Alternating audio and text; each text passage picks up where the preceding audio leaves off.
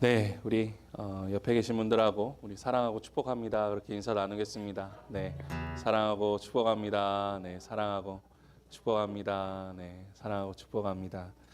네, 사랑하고 축복합니다. 네, 오늘 우리 함께 보실 말씀 누가복음 19장 37절부터 44절까지의 말씀입니다.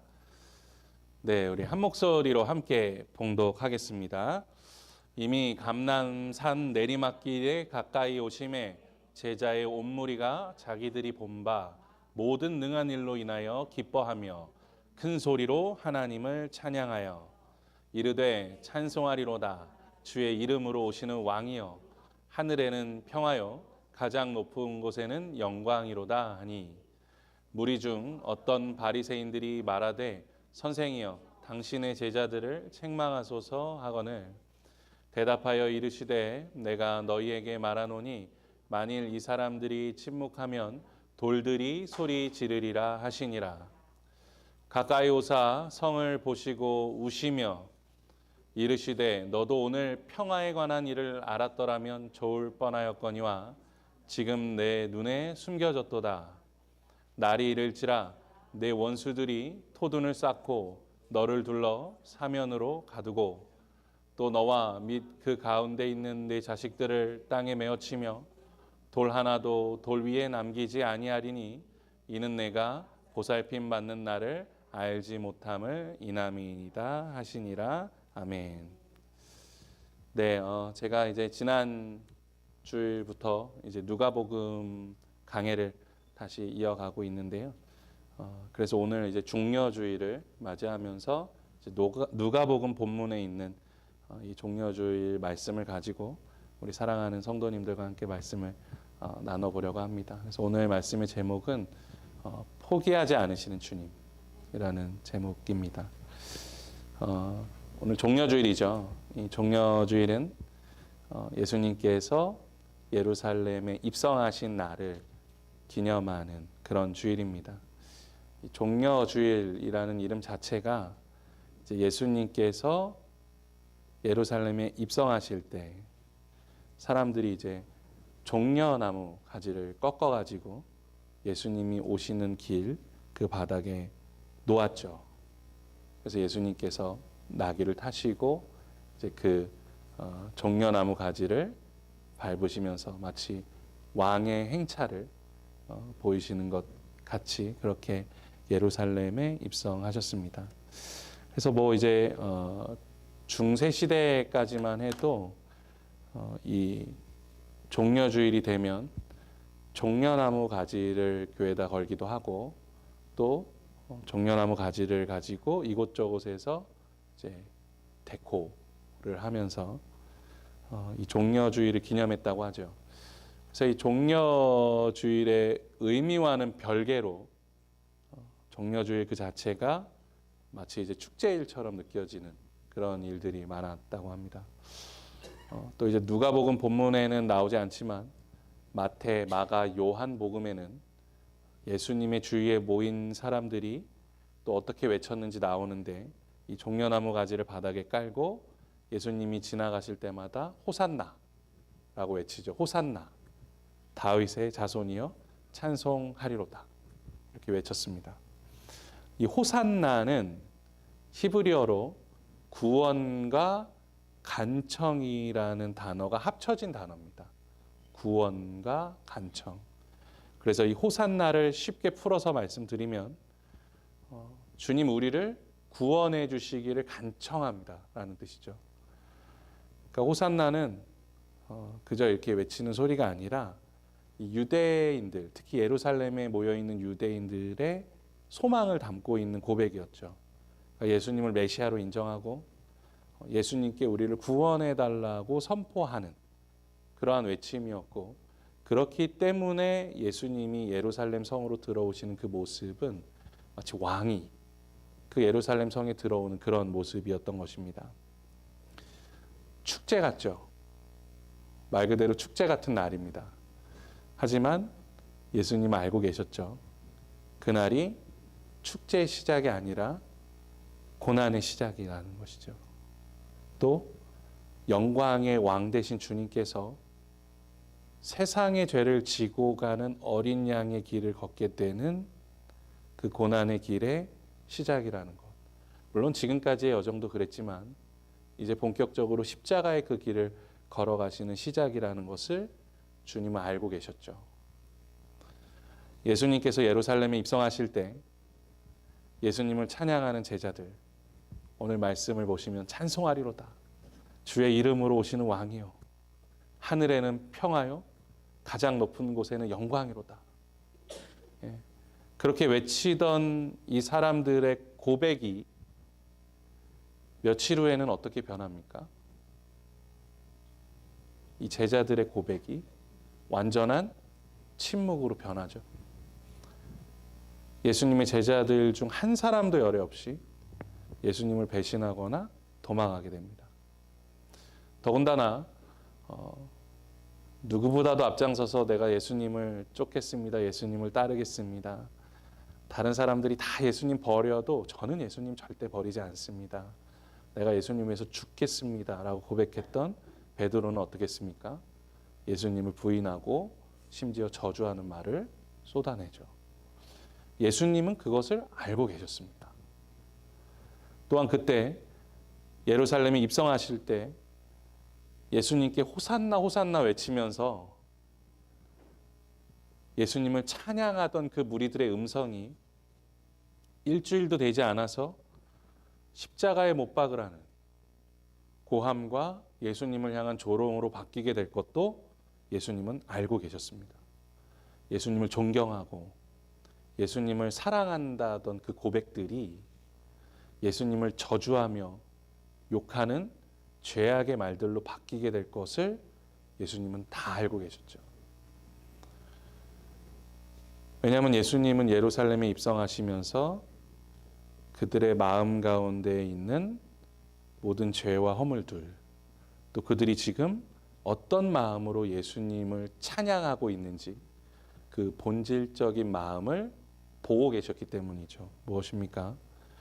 그들이, 제자들이 내가 예수님을 위하여 죽겠습니다 라는 마음을 가지고 있었지만 그들 한편에서는 지난 시간에도 말씀드렸지만 내가 예수님을 통해서 성공하고 싶다, 또 예수님을 통해서 영광받고 싶다는 마음들이 그들 안에도 있었고, 또 예수님을 사랑한다고 말하였지만 때로는 예수님보다 자기 자신을 사랑하는 마음이 더 컸죠. 또 그렇게 예수님께 호산나 호산나 외치던 그 무리들, 그들의 마음속에는 어떠한 마음이 더 컸습니까? 예수님을 영적인 메시아로 받아들이는 것보다 정치적인 메시아로 받아들였죠. 예수님께서 이 로마의 폭거를 무너뜨리고 예루살렘을 다시 위대하게 세워주실 분이다 라고 그들은 믿고 있었습니다. 그리고 그렇게 되기를 바랬죠.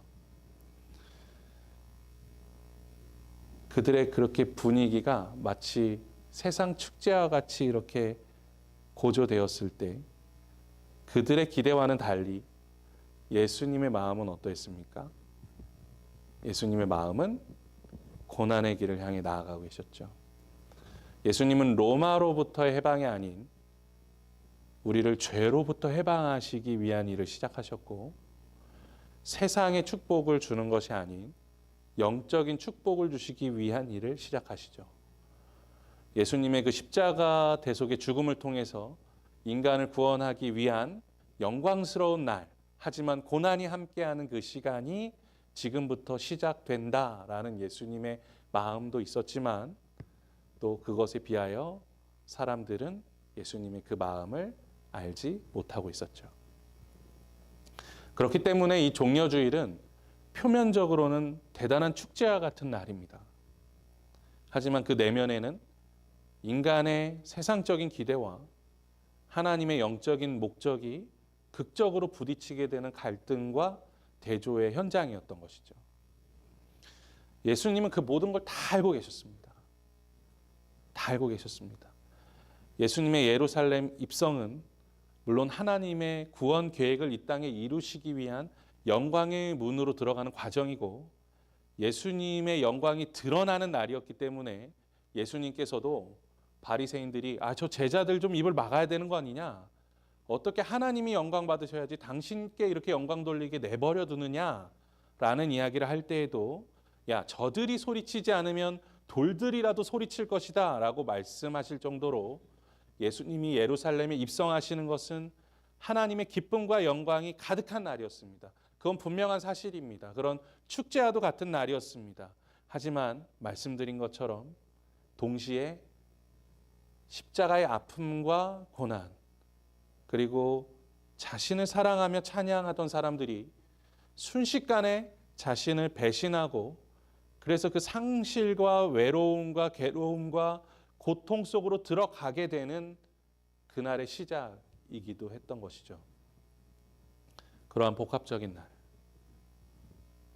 예수님만 알고 계시던 그 복합적인 날, 그날 예수님께서 어떻게 보면 굉장히 무거운 마음을 가지고 계셨을 수도 있죠. 복잡한 마음. 물론 예수님이 혼란스럽다, 혼돈스럽다 그런 말씀이 아닙니다. 예수님이 이제 십자가를 지기 위해서 나아가신 그 마음, 사람들의 찬양이, 사람들의 존경이, 사랑이 자신을 저주하고 자신을 죽이려고 하는 그 마음으로 변하게 되는 그 고통스러운 마음, 그 마음을 가지고 예수님께서 예루살렘에 입성하시고 난 이후에 가장 먼저 우리에게 보여주신 행동은 뭡니까? 오늘 말씀 우리가 함께 보았죠. 예루살렘의 멸망을 예언하시며 눈물을 흘리셨다. 예루살렘은 오늘 말씀에서 예수님께서 예언하고 계신 것처럼 실제로 멸망하게 됩니다. 멸망 수준으로 망하게 돼요. 예수님께서 죽으시고 부활하신 이후에 주후 70년 8월에 로마군이 예루살렘을 공격합니다. 유대인들이 로마의 지배에 저항했기 때문이에요. 그래서 완전히 무너집니다. 그때 로마의 군인들이 예루살렘 성전 안까지 들어가서 예루살렘 성전 안에 있는 모든 것들을 다 약탈하고 성전을 무너뜨리고 불태워버렸습니다. 아무것도 흔적조차 남지 않게 됐습니다. 그 당시 역사 기록에 따지면 이 예루살렘 성 안에 있었던 유대인들이 270만 명이었는데 그때 110만 명이 죽었습니다. 거의 절반에 가까운 유대인들이 죽임을 당했습니다. 로마 사람들에게. 그리고 예수님의 말씀 그대로 자녀들이 죽임을 당할 뿐만 아니라 돌 위에 돌 하나도 남지 않을 만큼 예루살렘은 폐허가 되어버립니다. 예수님은 그렇게 예루살렘의 미래를 보시고 눈물을 흘리신 것이죠. 예수님의 눈물, 축제와 같은 날에 흘리신 예수님의 눈물, 우리가 이 눈물의 깊이에 대해서 함께 좀 묵상해 봤으면 좋겠어요. 예수님이 눈물을 흘리셨다는 기록은 성경에 정확하게는 2번 나옵니다. 나사로의 장례식 날, 그리고 오늘 우리가 함께 보신 것처럼 예루살렘의 멸망을 예언하시며 눈물을 흘리셨고, 그런데 한 가지 더 눈물을 흘린 기록이 있습니다. 복음서에는 기록되어 있지 않은데 히브리서 5장에 예수님께서 기도하실 때 심한 통곡과 눈물로 간구와 소원을 올리셨다라고 말씀합니다. 그것은 아마도 겟세마네의 기도를 비유로 말씀하고 있는 것 같습니다. 즉 이러한 모습으로 보면 예수님께서 공식적으로 성경에서 눈물을 흘리셨다는 기록은 3번이라고 볼 수가 있겠죠. 그래서 한 신학자는 이 예수님의 눈물에 대해서 첫 번째는 예수님께서 이 나사로의 장례식 때 흘리신 눈물은 모든 인간이 죽음 때문에 이별을 해야만 하는, 또 죄 가운데 죽어야만 하는 그런 슬픔, 그런 아픔, 그런 인류를 향한 예수님이 가지고 계신 그 신앙의 휴머니즘이죠. 이 불쌍한 영혼들을 향한 그러한 눈물이었다고 해석을 하고, 또 2번째로는 예수님께서 이 무너지게 될 예루살렘을 보시면서 흘리신 눈물은 그저 단순히 애국심이라고 할 수만 없을 겁니다. 하지만 예수님도 유대인으로서 자신의 동족을 너무나 사랑하셨고 또한 그 거룩한 땅 예루살렘이 무너지게 되는 것에 큰 아픔과 슬픔을 느끼셨으며 또 그렇게 죄악으로 인하여 죽어가는 영혼들을 바라보시며 아파하신 거죠. 그리고 마지막으로 겟세마네에서 기도하실 때 흘린 그 눈물은 똑같습니다. 죄악으로 인하여 죽을 수밖에 없는 인류의 절망적인 운명 앞에서 흘리신 눈물이었죠. 그리고 고결한 희생과 헌신과 섬김을 닮은 그러한 눈물이었습니다. 물론 우리가 예수님의 이 눈물의 의미를 정확하게 해석하기는 어려울 수 있습니다. 하지만 이런 여러 가지 해석들을 통해서 또 이러한 해석들이 아니더라도 우리가 분명하게 알 수 있는 것은 무엇이냐 하면 그것은 예수님께서 자기 자신을 위해 눈물을 흘리신 적은 없다는 것이죠. 예수님의 마음에는 언제나 자신의 고통보다도 앞서 우리의 고통이 우선적으로 있었습니다. 그렇기 때문에 예수님의 눈물 안에는 인류의 절망적인 운명을 바꾸시는 십자가의 복음이 담겨 있었습니다. 그래서 우리는 이러한 예수님의 눈물에 담겨 있는 의미를 바라보며 우리를 향한 아버지 하나님의 그 사랑과 은혜, 그 아버지의 마음을 바라보게 되는 것이죠. 예수님의 눈물에는 우리의 그 절망적인 운명, 우리의 고통, 그 아픔, 그것을 씻어내는 힘이 있는 것이죠. 다시 오늘의 말씀으로 되돌아보면 우리는 때로 예수님께서 예루살렘에 입성하신 때에 예수님을 찬양하던 제자들, 또 호산나 외치던 그 무리들, 우리는 그 모습과 많이 닮아 있는 것들을 보게 됩니다. 우리가 예수님을 사랑한다고 고백하고 예수님을 믿는다고 고백하고 그러면서도 사실 우리 안에는 우리가 예수님을 사랑하고 예수님을 믿는 믿음보다도 내가 원하는 일들, 내가 좋아하는 마음들, 나를 생각하는 마음들로 가득 채워질 때가 너무나 많고 그러다가 세상살이들이 나의 마음대로 이어지지 않으면 때로는 우리는 예수님을 너무 쉽게 원망할 때가 있죠.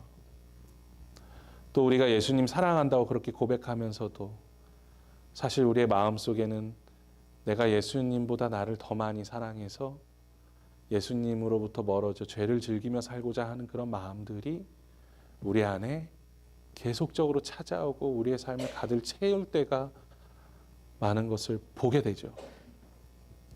그렇기 때문에 예수님께서 예루살렘 입성하실 때 소리쳐 예수님을 찬양하던 사람들, 하지만 며칠 후에 돌변하여 예수님을 십자가에 못 박으라고 소리친 그 사람들은 이제 곧 멸망하게 될 유대인들의 모습만은 아닙니다. 바로 그것이 우리의 모습인 것이죠. 바로 그 모습이 우리의 모습인 것입니다. 우리는 어제까지도 예수님을 찬양하다가 오늘 아침에 예수님을 십자가에 못 박으려고 하는 그런 못난 백성입니다. 그게 우리의 모습입니다. 하지만 우리의 그 연약함과 우리의 그 부족함을 바라볼 때마다 우리는 무엇이 더 밝게 빛나는 것을 보게 됩니까? 바로 예수 그리스도 복음의 은혜죠. 예수님은 그 모든 것을 아시고도 우리를 위해서 울어주시는 분입니다. 예수님은 그 모든 것을 아시고도 우리를 위하여 눈물을 흘리시는 분이십니다. 그 눈물의 의미는 무엇입니까? 내가 너를 포기하지 않는다. 나는 너를 포기하지 않는다. 저는 확신합니다. 성경이 증언합니다. 예수님의 우리를 향한 사랑은 우리의 상식을 초월합니다. 일반적인 사랑의 개념을 파괴합니다. 예수님은 우리를 위하여 그 예루살렘 성문을 수백 번도 더 입성하실 분이고 우리를 대신하여 1000번 이상도 십자가를 지시는 분입니다.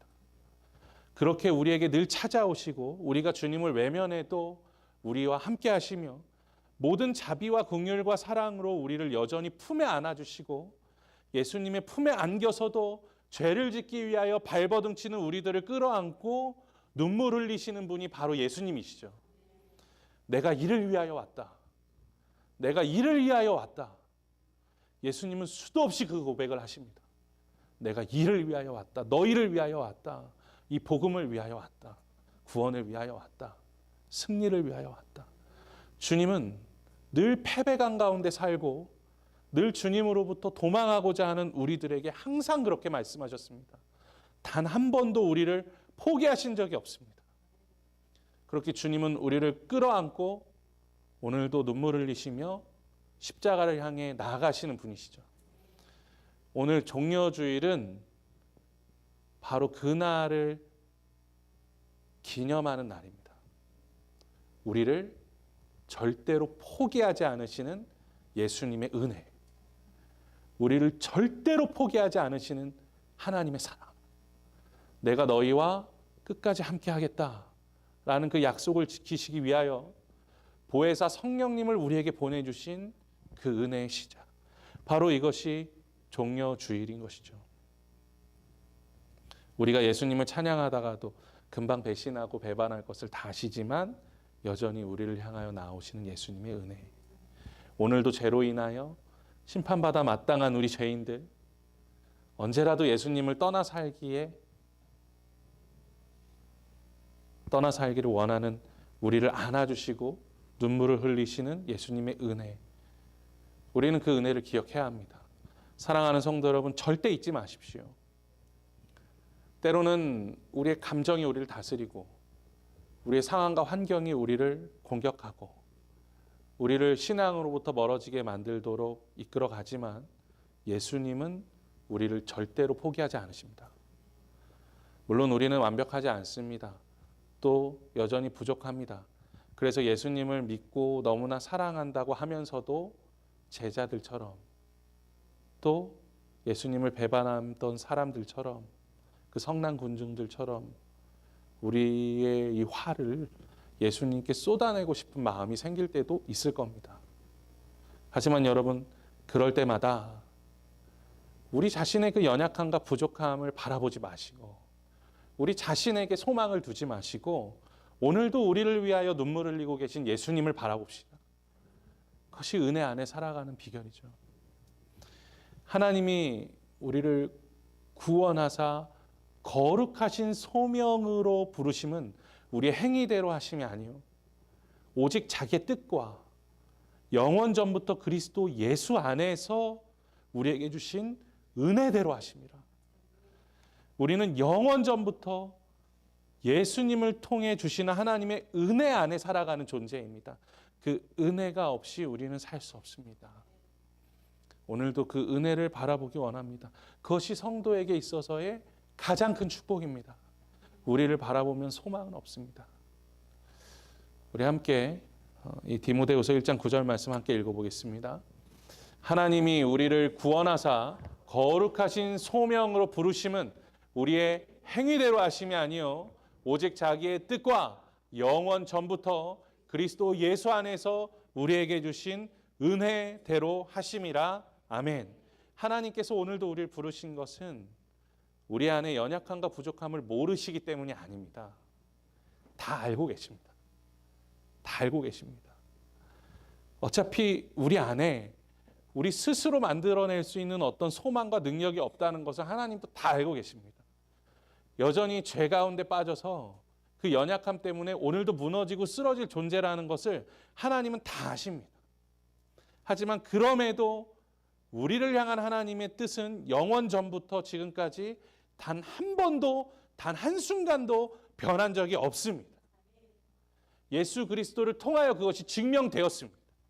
어떠한 순간에도 우리를 사랑하시며 우리를 붙드시고 우리를 안아주시며 눈물 흘리시는 예수님 안에서 우리는 거룩한 소명으로 나아갈 수 있게 되는 것이죠. 우리 힘으로는 불가능합니다. 우리 능력으로는 불가능합니다. 우리는 오직 우리를 끝까지 품어주시며 안아주시고 눈물 흘리시는 예수 그리스도 안에서만 자라날 수 있는 주님의 자녀들인 줄로 믿습니다. 우리 사랑하는 성도 여러분, 오늘 이 말씀 기억하며 우리가 주님 앞에 나아갑시다. 주님께서 그 무너져가는 예루살렘 성전을 바라보시면서 눈물 흘리셨던 것처럼 주님은 오늘도 우리의 삶을 바라보며 눈물 흘리실 뿐만 아니라 때로는 우리가 그 어려움과 아픔, 고통, 고난을 이겨내고 주님 앞에 나아갈 때에 미소 지으시는 하나님이십니다. 우리를 그렇게 바라보고 계시는 주님이십니다. 그러면서 우리의 손 놓지 않고 끝까지 우리를 붙들어 주시는 주님이신 줄로 믿습니다. 우리 그 믿음 안에 살아가기를 소망합니다. 우리 안에 선한 능력을 더하여 주시고 우리가 주님의 길을 걸어갈 수 있도록 우리에게 능력 주시고 오늘도 우리를 붙들어 주시며 힘 주시는 우리 주 예수 그리스도의 은혜 안에서 특별히 이제 찾아올 이 고난 주간 동안에 더욱더 주님의 십자가를 묵상하고 또한 그 이후에 찾아올 부활의 능력을 바라보며 그 승리를 선포하며 나아가는 우리 하비스터스 성결교회 성도님들 되시기를 주님의 이름으로 간절히 축원합니다.